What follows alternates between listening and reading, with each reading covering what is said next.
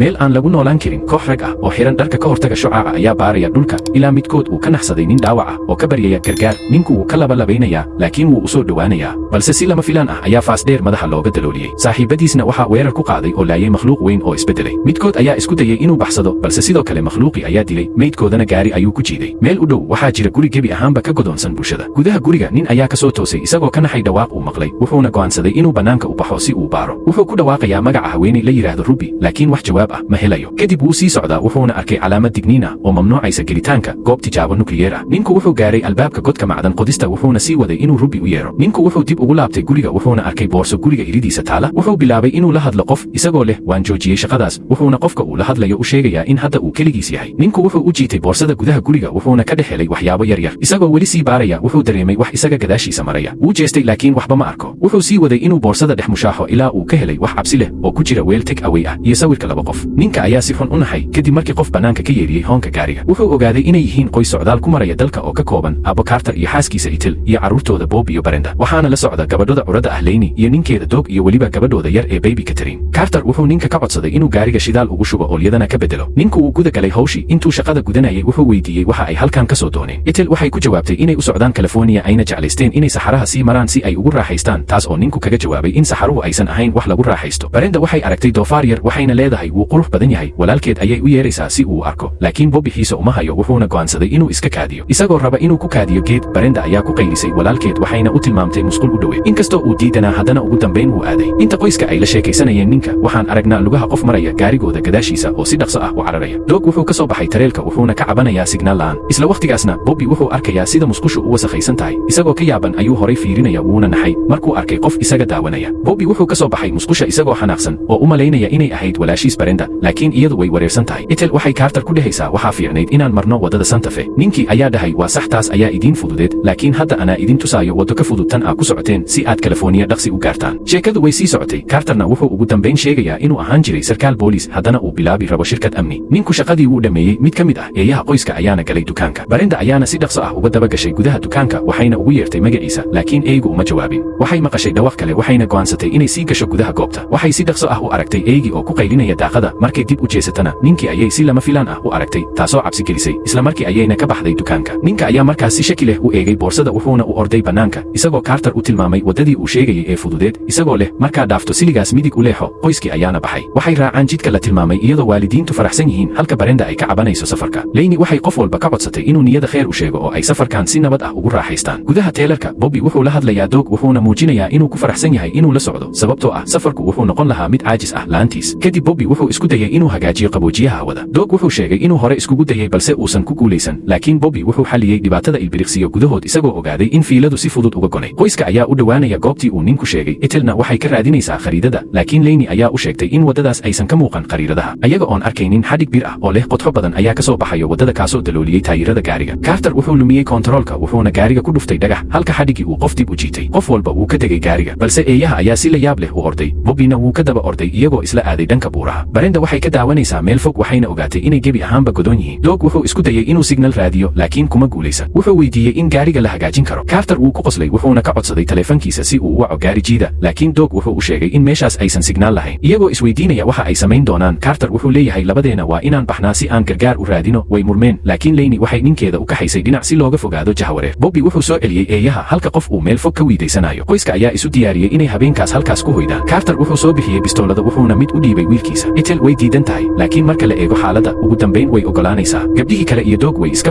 qoraxaysanayaan balse Lainey ayaa maqashay qof u yeeraya waxay gashay taylarka. markay gashay gudaha waxay daaqada ka aragtay qof ka milicsanaya meel fog iyada oo daaqada ka eegaysa. Bobby ayaa si lama filaan ah uga nixiyey taasoo cabsi gelisay haweeneyda waxayna isku dayday inay mar kale eegto laakiin waxba ma arkayso taasoo ka dhigaysa mid yaaban. bannaanka Carter wuxuu qorshe la sameeyaa Doug waxayna go'aansadeen in mid walba uu qaado jid gooni ah. Carter wuxuu sheegayaa inuu aadi doono saldhigga shidaalka wuxuuna Doug ka codsaday inuu soo laabto haddii uusan waxba helin 10 kiilomitir gudahood. Bobby wuxuu rabay inuu raaco Doug laakiin aabihiis ayaa amray inuu la joogo haweenka. ka hor inta aysan bixin qoyska ayaa sameeyey duco halka qof meel fog ka daawanayo. kadib iyagoo wada sheekaysanaya bannaanka eeygu wuxuu bilaabay inuu si istaba joog ah u qayliyo. Brenda waxay la yaabtay sababta. Ethelna waxay sheegtay in laga yaabo inuu arkayo mas halka Bobby kaftan ahaan u dhahayo hooyo amuu mas ahayn uu wax kale yahay. qof walba wuu qoslay laakiin Brenda weli waxay sii waday cabashada safarka waxayna gashay taylarka. eeygu wuxuu ka faa'iidaystay mashquulkaas mar kale ayuuna baxsaday. Bobby isna wuu ka daba orday kadib Brenda ayaa daba kacday walaalkeed. eeygu wuxuu wiilka la aaday meel ka fog meesha qoysku ay joogaan. Bobby wuxuu bilaabay inuu raadiyo eeyga wuxuuna si dhaqso ah u maqlay qayladiisa wuu istaagay isagoo feejigan oo eegaya buurta korkeeda Bobby wuu sii socday isagoo u yeeraya eeygiisa isagoo socda qof ayaa gadaashiisa ku ordayay wuu dareemay shanqarta wuuna soo jeestay wiilku dhagax ayuu dhulka ka soo qabsaday wuxuuna bilaabay inuu si tartiib ah u socdo dusha sare ee buurta qof ku labisan dhar guduudan ayaa ka daawanaya Bobby wuxuu arkay raad dhiig ah wuxuuna bilaabay inuu ooyo kadib wuxuu helay meydka eeygiisa oo la kala gooyey calooshiisuna maqan tahay taasoo cabsi gelisay wiilka kuna qasbaysa inuu ordo isagoo isku dayaya inuu qoyska wargeliyo wuu turunturooday wuxuuna ku dhacay god isagoo suuxay qof ayaa u soo dhawaaday waxaana ogaanaynaa in qofka dharka cas xiran uu yahay gabar yar laakiin waxay u muuqataa mid isbedeshay waxay salaaxday wiilka waxayna arkaysaa dhiig ka daadanaya markay kor eegto waxay aragtaa walaalkeed oo cunaya haraadiga eeyga waxayna ku qoslaysaa xaaladda Bobby uu ku sugan yahay dhanka kale doog oo daalay ayaa dhex lugaynaya saxaraha ilaa uu arkay god weyn oo ay ku jiraan baabuuro la dayacay wuu u tegay mid ka mid ah ayuuna albaabkiisa furay wuxuuna ka helay waxyaabo qaar wuxuuna ka qaatay boombilo keliya kadib wuxuu u dhaqaaqay gaariga kale si lama filaan ahna tuke ayaa ka duulay gudaha taasoo cabsi gelisay markii habeenkii la gaaray Carter ugu dambayn wuxuu gaaray saldhigga shidaalka wuxuuna isku dayay inuu u yeero ninkii laakiin cidna ma helin waxaan ogaanaynaa inuu qof daba socday wuxuu sheegayaa inuu dhibaato kala kulmay jidkii gaabnaa ee ninku u tilmaamay wuxuuna qaatay dhalo biyo ah wuxuu isku dayaa inuu isticmaalo taleefanka laakiin ma shaqaynayo sidaas darteed wuxuu go'aansaday inuu galo guriga milkiilaha gudaha guriga wuxuu ka helay boorsadii oo ay ku jiraan isla waxyaabihii laakiin aanay ku jirin wax aqoonsi ah oo ku saabsan ninka isagoo wax walba shaki ka qaba Carter wuxuu soo baxsaday bastooladiisa wuxuuna galay qol isagoo baadhaya waxyaabo qaar wuxuu arkay qaanad yar sidoo kale wuxuu arkay wargeysyo derbiga lagu dhajiyey wuxuuna ku iftiimiyey toosh isagoo ogaaday in meesha loo isticmaalay tijaabinta hubka nukliyeerka marka laga reebo inay ahayd goob macdanta laga qodo wuxuu sidoo kale ogaaday in kastoo dadka qaar ay ka badbaadeen saamaynta shucaaca haddana inay jiraan dad ku waxyeeloobay sawirro badan oo muujinaya dad isbedelay ayuu arkay mid ka mid ah wargeysyadana waxaa ku qoran in dad la waayey ay jiraan markuu arko intaas Carter wuxuu habaaray milkiilaha saldhigga shidaalka wuxuuna go'aansaday inuu ku laabto qoyskiisa wuxuu ka baxay guriga isagoo hubkiisa gacanta ku haysta kana warqaba hadda khatarta meesha ka jirta wuxuuna isku dayay inuu isticmaalo gaariga milkiilaha markuu kiciyo gaariga nalalka hore waxay qabteen musqusha oo ay ka muuqdaan laba lugood islamarkaana wuxuu maqlay qof ugu yeeraya Jupiter Carter wuu u dhawaaday wuxuuna furay albaabka isagoo arkay milkiilaha saldhigga shidaalka oo ooyaya islamarkaana si xad dhaaf ah u sarqaansan qorayna haysta ninku naftiisa ayuu eedeeyey wuxuuna isweydiiyey sababta uu u noqday mid aad u naxariis daran kadibna wuu istoogtay Carter wuu naxay laakiin waqti ma haayo uu ku fikiro wuxuu maqlay shanqar u dhow dib ayuu u jeestay wuxuuna bilaabay inuu xabadeeyo laakiin waxba ma arkin cabsi darteed wuxuu dib ugu orday gaariga markuu eegay muraayada dhexe wuxuu arkay nin muuqaal xun leh oo u fadhiya kursiga dambe wuxuu isku dayay inuu bastooladiisa isticmaalo laakiin si xun ayaa loo dhaawacay wuxuuna noqday mid aan istifaari karin kadib waxaa lagu jiiday gaari yar ilaa albaabka macdanta laakiin weli ma dhimanin dhanka kale Brenda weli waxay raadinaysaa walaalkeed waxay ku qaylinaysaa magaciisa waxaana aragnaa in isla gabadhii yarayd ay daryeelaysay Bobby waqtiga oo dhan markay maqashay codka Brenda waxay go'aansatay inay ka dhaqaaqdo meesha wax yar kadib Bobby wuu soo toosay wuxuuna ku laabtay tareelka halkaas oo hooyadiis ay ka dhayayso dhaawacyadii wiilka oo weli argagaxsan ayaa weydiiyey in ay isticmaaleen raadiyaha si ay gargaar u wacaan Lainey waxay ku jawaabtay inay maqleen oo keliya dhawaaq yar hooyadood waxay aaminsan tahay inay ahayd keliya duurjoog laakiin Lainey waxay ku dooday inaysan suurtagal ahayn maadaama uu si cad ugu ekaa cod qof inta ay hadlayeen eeygu wuxuu bilaabay inuu qayliyo Bobbyna wuu naxay waayo wuxuu og yahay khatarta wuxuu qaatay bastoolada wuxuuna u sheegay qoyskiisa inay ku sii jiraan Taylorka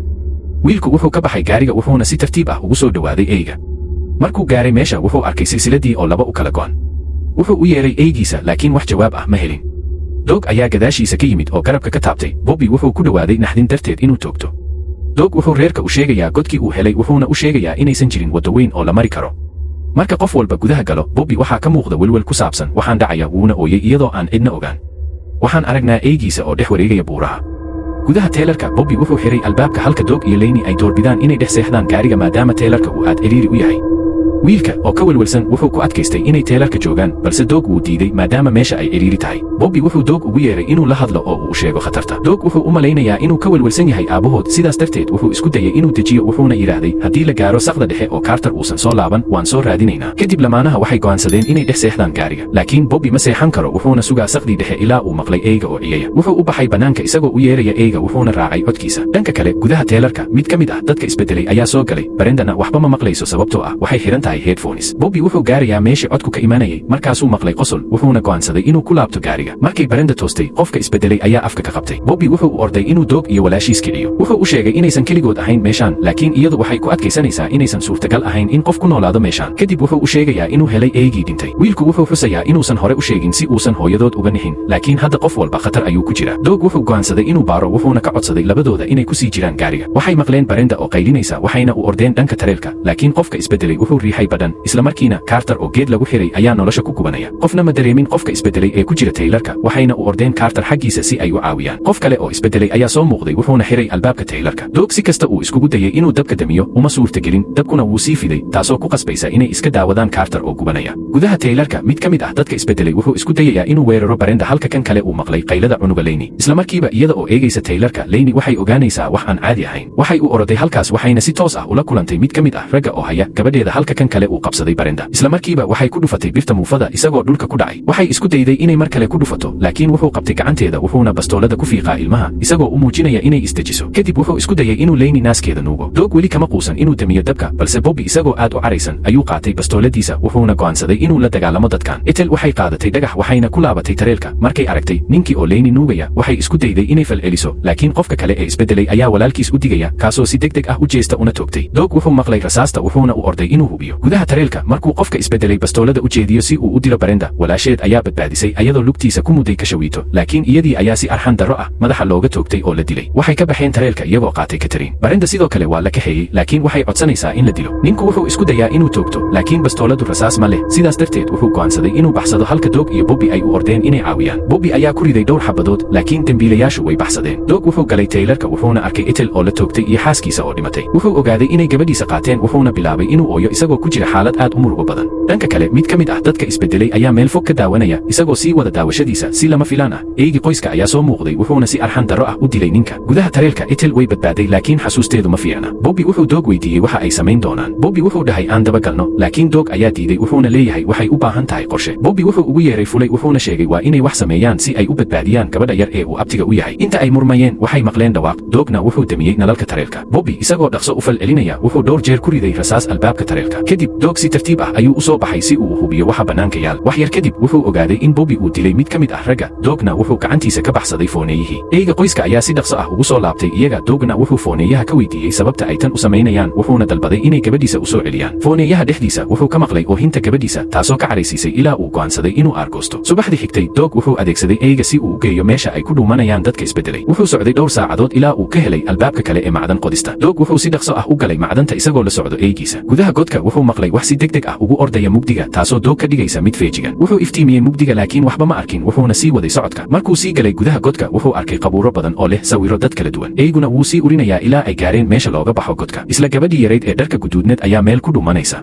buurta dusheeda Doug wuxuu ka arkay magaalo wuxuuna isku dayay inuu Bobby uga sheego fooneeyaha laakiin wax jawaab ah ma helin maadaama walaalaha ay dhigayaan dabino Doug wuxuu go'aansaday inuu baaro magaalada taas oo u eg magaalo laga guuray markuu wax yar sii socday wuxuu maqlay dhawaaqa mishiinka korontada dhaliya gudaha guri u dhow wuxuu ka maqlay qaylada gabadhiisa markuu damcay inuu badbaadiyo qof kale oo isbedelay ayaa soo muuqday isagoo jiidaya mayd wuxuu si degdeg ah u qabtay afka eega si aan loo dareemin makhluuqi ayaa shakiyey wuuna soo eegay laakiin waxba ma arkin wuuna baxay Doug oo ku dhuumanaya gaari duug ah wax yar kadib uu soo baxay si uu gabadhiisa u badbaadiyo wuxuuna ka tegay eega oo ku xiran gaariga wuxuu si tartiib ah u furay albaabka guriga wuxuuna galay gudaha si aamusnaan ah ayuu ugu soo dhawaaday meesha ay gabadhiisu ku jirto wuxuuna arkay haweeney telefishin daawanaysa laakiin lama dareemin wuxuuna qabtay Catherine isagoo isku dayay inuu si qarsoodi ah uga baxo guriga si lama filaan ah haweeneydii ayaa soo muuqatay madaxa ayayna ku dhufatay taasoo ka dhigtay inuu suuxo dhanka kale walaalaha ayaa weli sii wada dhigidda dabino dheeraad ah waxayna uga tageen meydadka walaashood iyo hooyadood gudaha gaariga markaan ku laabanno Doug wuu soo toosay laakiin wuxuu ku xiran yahay gudaha qaboojiye meel walba waa mugdi sidaas darteed wuxuu go'aansaday inuu shido taraq balse uma suurtagelin Doug wuu cabsaday wuxuuna bilaabay inuu laadlaado daboolka qaboojiyaha ilaa uu u dambayn jebiyey albaabka oo uu ka baxay eyga oo ku xayirnaa gaariga wuxuu helay god hoos ku yaal wuuna ka baxsaday si uu Doug u caawiyo Doug wuxuu qaatay ul wuxuuna bilaabay inuu raadiyo gabadhiisa wuxuuna arkay meydka Carter oo yaal miis ay ku hareeraysan yihiin boombilooyin meel kasta waxaa yaala boombilo mid ka mid ah qolalka wuxuu ku arkay mid ka mid ah ragga isbedelay ee shucaacu saameeyey Dougna wuxuu weydiiyey halka ay gabadhiisu joogto laakiin ninku wuxuu ku jawaabay inuusan ogeyn meesha ay joogto ninku wuxuu leeyahay wax walba waa qaladkiina haddii aadan meeshaan ku dhufan lahayn hub nukliyeer ah waxna ma dhici lahayn kadib ninku wuxuu bilaabay inuu qoslo wuxuuna leeyahay waa waqtigii dhimashada isla markii mid ka mid ah dadka isbedelay ayaa albaabka ka soo galay isagoo wata faas oo isku dayay inuu Doug dilo Doug wuxuu isku dayay inuu ka cararo guriga dhexdiisa laakiin si dhaqso ah ayaa lugta looga qabtay wuxuuna ku dhawaaday in la dilo laakiin si lama filaan ah